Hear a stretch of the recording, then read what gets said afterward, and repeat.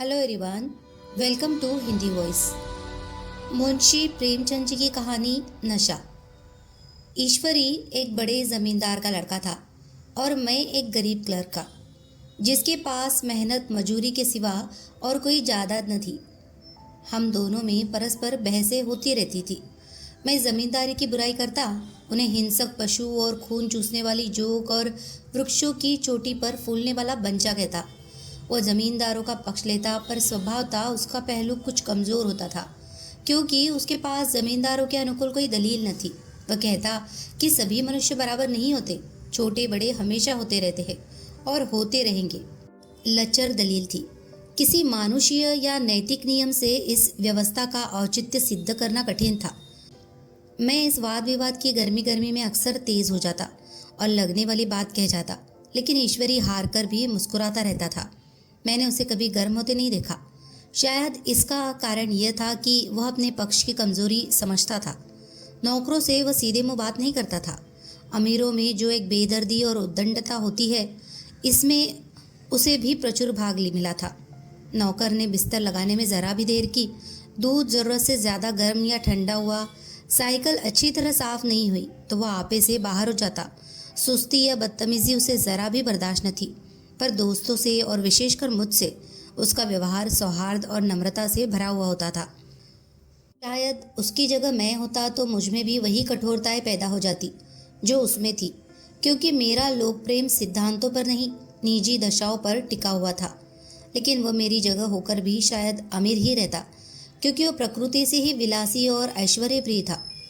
अब की दशहरे की छुट्टियों में मैंने निश्चय किया कि घर न जाऊंगा। मेरे पास किराए के लिए रुपए न थे और न घर वालों को तकलीफ देना चाहता था। मैं जानता हूँ वे मुझे जो कुछ देते हैं वह उनकी हैसियत से बहुत ज़्यादा है। उसके साथ ही परीक्षा का ख्याल था। अभी बहुत कुछ पढ़ना है। बोर्डिंग हाउस में भूत की तरह अकेले पड़े रहने को भी जी न चाहता था। इसीलिए जब ईश्वरी ने मुझे अपने घर का न्योता दिया तो मैं बिना आग्रह के राजी हो गया। ईश्वरी के साथ परीक्षा की तैयारी खूब हो जाएगी। वह अमीर होकर भी मेहनती और ज़हीन है। उसने इसके साथ ही कहा, लेकिन भाई एक बात का ख्याल रखना, वहाँ अगर जमींदारों की निंदा की तो मामला बिगड़ जाएगा और मेरे घर वालों को बुरा लगेगा। वह लोग तो असामियों पर इसी दावे से शासन करते हैं कि ईश्वर ने असामियों को उनकी सेवा के लिए ही पैदा किया है। असामी भी यही समझता है। अगर उसे सुझा दिया जाए कि जमींदार और असामी में कोई मौलिक भेद नहीं है तो जमींदारी का कहीं पता न लगे। हाँ, तो क्या तुम समझते हो कि मैं वहां जाकर कुछ और हो जाऊंगा? हाँ, मैं तो यही समझता हूँ। तुम गलत समझते हो। ईश्वरी ने इसका कोई जवाब न दिया। कदाचित उसने इस मामले को मेरे विवेक पर छोड़ दिया और बहुत अच्छा किया। अगर वो अपनी बात पर अड़ता तो मैं भी जिद पकड़ लेता। सेकेंड क्लास तो क्या, मैंने कभी इंटर क्लास में भी सफ़र न किया था। अब की सेकेंड क्लास में सफ़र का सौभाग्य प्राप्त हुआ। गाड़ी तो 9 बजे रात को आती थी, पर यात्रा के हर्ष में हम शाम को स्टेशन जा पहुंचे। कुछ देर इधर उधर सैर करने के बाद रिफ्रेशमेंट रूम में जाकर हम लोगों ने भोजन किया। मेरी वेशभूषा और रंग ढंग से पारखी खानसामा को यह पहचानने में देर न लगी कि मालिक कौन है और पिछलग्गू कौन। लेकिन न जाने क्यों मुझे उनकी गुस्ताखी बुरी लग रही थी। पैसे ईश्वरी की जेब से गए। शायद मेरे पिता को जो वेतन मिलता है उससे ज़्यादा इन खानसामों को इनाम इकराम मिल जाता हो। एक अठन्नी तो चलते समय ईश्वरी ही ने दी थी। फिर भी मैं उन सबों से उसी तत्परता और विनय की अपेक्षा करता था जिससे वे ईश्वरी की सेवा कर रहे थे। ईश्वरी के हुक्म पर सबके सब दौड़ते हैं, लेकिन मैं कोई चीज़ मांगता हूँ तो उतना उत्साह नहीं दिखाते। मुझे भोजन में कुछ स्वाद न मिला। यह भेद मेरे ध्यान को संपूर्ण रूप से अपनी ओर खींचे हुए था। गाड़ी आई, हम दोनों सवार हुए। खानसामों ने ईश्वरी को सलाम किया, मेरी ओर देखा भी नहीं। ईश्वरी ने कहा, कितने तमीज़दार है ये सब। एक हमारे नौकर है कि कोई काम करने का ढंग नहीं। मैंने खट्टे मन से कहा, इसी तरह अगर तुम अपने नौकर को भी 8 आने रोज़ इनाम दिया करो तो शायद इनसे ज़्यादा तमीज़दार हो जाए। तो क्या तुम समझते हो यह सब केवल इनाम के लालच से इतना अदब करते हैं? जी नहीं, कदापि नहीं। तमीज़ और अदब तो इनके रक्त में मिल गया है। गाड़ी चली, डाक थी। प्रयाग से चली तो प्रतापगढ़ जाकर रुकी। एक आदमी ने हमारा कमरा खोला। मैं तुरंत चिल्ला उठा, दूसरा दर्जा है, सेकंड क्लास है। उस मुसाफिर ने डिब्बे के अंदर आकर मेरी ओर एक विचित्र उपेक्षा की दृष्टि से देखकर कहा, जी हाँ, सेवक कितना समझता है, और बीच वाले बर्थ पर बैठ गया। मुझे कितनी लज्जाई, कह नहीं सकता। भोर होते होते हम लोग मुरादाबाद पहुंचे। स्टेशन पर कई आदमी हमारा स्वागत करने के लिए खड़े थे। 2 भद्र पुरुष थे, 5 बेगार। बेगारों ने हमारा लगेज उठाया। दोनों भद्र पुरुष पीछे पीछे चले।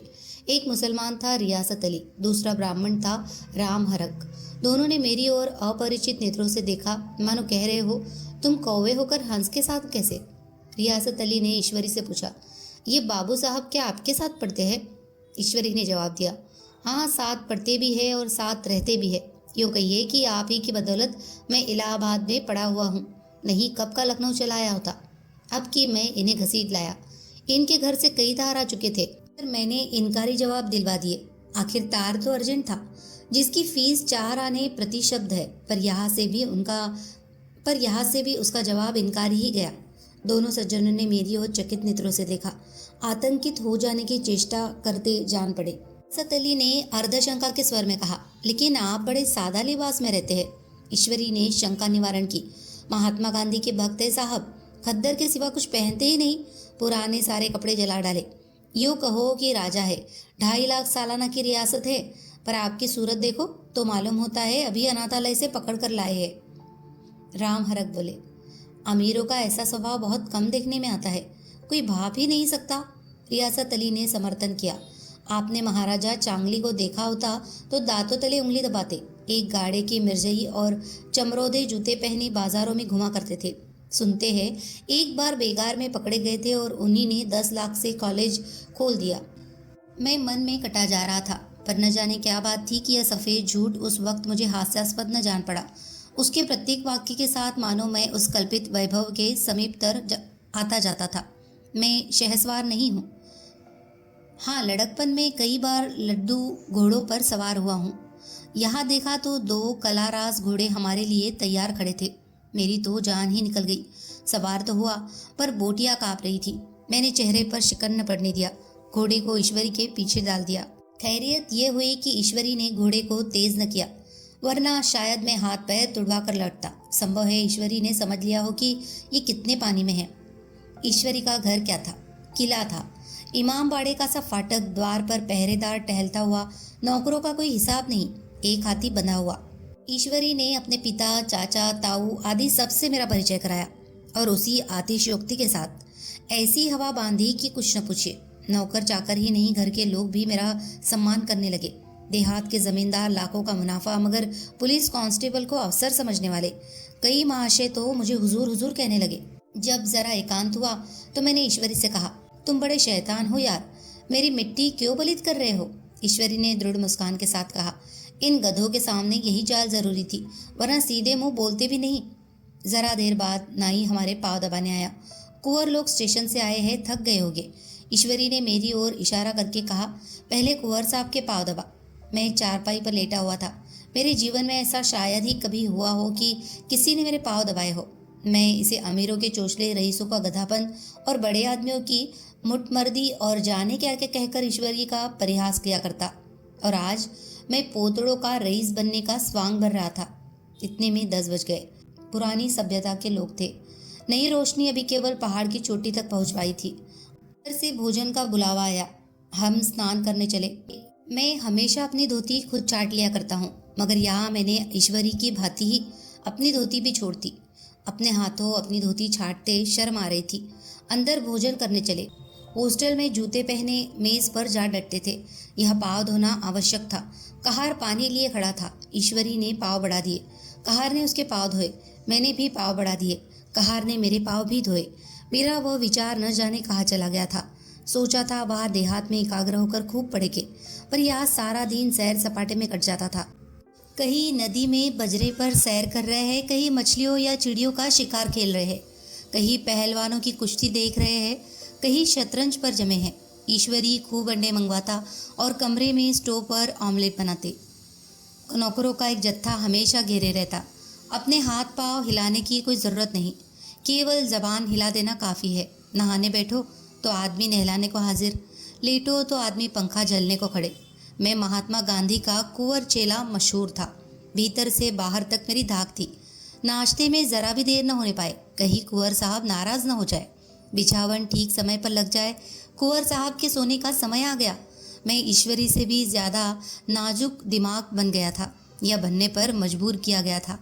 ईश्वरी अपने हाथ से बिस्तर बिछा ले, लेकिन कुंवर मेहमान अपने हाथों से कैसे अपना बिछावन बिछा सकते हैं? उनकी महानता में बट्टा लग जाएगा। एक दिन सचमुच यही बात हो गई। ईश्वरी घर में था। शायद अपनी माता से कुछ बातचीत करने में देर हो गई। यहाँ 10 बज गए। मेरी आंखें नींद से झपक रही थी, मगर बिस्तर कैसे लगाऊं?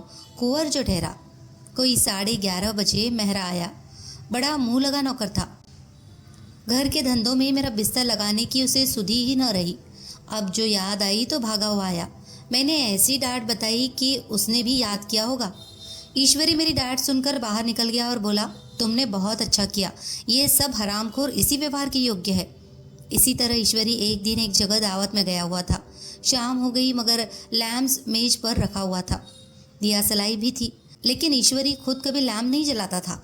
फिर कुंवर साहब कैसे जलाए? मैं झुंझला रहा था। समाचार पत्र आया रखा हुआ था। जी उधर लगा हुआ था, पर लैंप नदारद। दैव योग से उसी वक्त मुंशी रियासत अली आ निकले। मैं उन्हीं पर उबल पड़ा। ऐसी फटकार बताई कि बेचारा उल्लू हो गया। तुम लोगों को इतनी फिक्र भी नहीं कि लैंप तो जलवा दो? मालूम नहीं ऐसे कामचोर आदमियों का यहाँ कैसे गुजर होता है। मेरे यहाँ घंटे भर निर्वाह न हो। रियासत अली ने कांपते हुए हाथों से लैंप जला दिया। वहाँ एक ठाकुर अक्सर आया करता था। कुछ मनचला आदमी था, महात्मा गांधी का परम भक्त। मुझे महात्मा जी का चेला समझकर मेरा बड़ा लिहाज करता था, पर मुझसे कुछ पूछते संकोच करता था। एक दिन मुझे अकेला देखकर आया और हाथ बांधकर बोला, सरकार तो गांधी बाबा के चेले हैं ना। लोग कहते हैं कि यहाँ सुराज हो जाएगा तो जमींदार न रहेंगे। मैंने शान जमाई, जमींदारों के रहने की जरूरत ही क्या है? यह लोग गरीबों का खून चूसने के सिवा और क्या करते हैं? ठाकुर ने फिर पूछा, तो क्यों सरकार सब जमींदारों की जमीन छीन ली जाएगी? मैंने कहा, बहुत से लोग तो खुशी से दे देंगे। जो लोग खुशी से न देंगे उनकी ज़मीन छीननी ही पड़ेगी। हम लोग तो तैयार बैठे हुए हैं। जो ही स्वराज हुआ अपने इलाके असामियों के नाम हिब्बा कर देंगे। मैं कुर्सी पर पाँव लटकाए बैठा था। ठाकुर मेरे पाँव दबाने लगा। फिर बोला, आजकल ज़मींदार लोग बड़ा जुल्म करते हैं सरकार। हमें भी हुजूर अपने इलाके में थोड़ी सी ज़मीन दे दे तो चलकर वही आपकी सेवा में रहे। मैंने कहा, अभी तो मेरा कोई अख्तियार नहीं है भाई, लेकिन जो ही अख्तियार मिला मैं सबसे पहले तुम्हें बुलाऊंगा। तुम्हें मोटर ड्राइवरी सिखाकर अपना ड्राइवर बना लूँगा। सुना उस दिन ठाकुर ने खूब भंग पी और अपनी स्त्री को खूब पीटा और गांव के महाजन से लड़ने पर तैयार हो गया। छुट्टी इस तरह तमाम हुई और हम फिर प्रयाग चले। गांव के बहुत से लोग हम लोगों को पहुंचाने आए।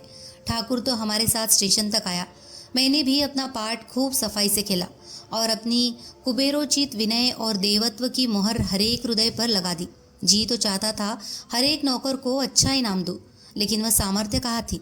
वापसी टिकट था ही, केवल गाड़ी में बैठना था, पर गाड़ी आई तो ठसाठस भरी हुई। दुर्गा पूजा की छुट्टियाँ भोग कर सभी लोग लौट रहे थे। सेकंड क्लास में तिल रखने की जगह नहीं। इंटर क्लास की हालत उससे भी बदतर। ये आखिरी गाड़ी थी, किसी तरह रुक न सकते थे। बड़ी मुश्किल से तीसरे दर्जे में जगह मिली। हमारे ऐश्वर्य ने वहाँ अपना रंग जमा लिया, मगर मुझे उसमें बैठना बुरा लग रहा था। आए थे आराम से लेटे लेटे, जा रहे थे सिकुड़े हुए। पहलू बदलने की भी जगह न थी। कई आदमी पढ़े लिखे भी थे। वे आपस में अंग्रेजी राज्य की तारीफ करते जा रहे थे। एक महाशय बोले, ऐसा न्याय तो किसी राज्य में नहीं देखा। छोटे बड़े सब बराबर। राजा भी किसी पर अन्याय करे तो अदालत उसकी गर्दन दबा देती है। दूसरे सज्जन ने समर्थन किया, अरे साहब, आप खुद बादशाह पर दावा कर सकते हैं, अदालत में बादशाह पर डिग्री हो जाती है। एक आदमी जिसकी पीठ पर बड़ा गट्ठर बंधा था, कलकत्ते जा रहा था। कहीं गठरी रखने की जगह न मिलती थी, पीठ पर बांधे हुए था। इससे बेचैन होकर बार बार द्वार पर खड़ा हो जाता था। मैं द्वार के पास ही बैठा हुआ था। उसका बार बार आकर मेरे मुंह को अपनी गठरी से रगड़ना मुझे बहुत बुरा लग रहा था। एक तो हवा यूं ही कम थी, दूसरे उस गवार का आकर मेरे मुंह पर खड़ा हो जाना मानो मेरा गला दबाना था। मैं कुछ देर तक जब्त किए बैठा रहा।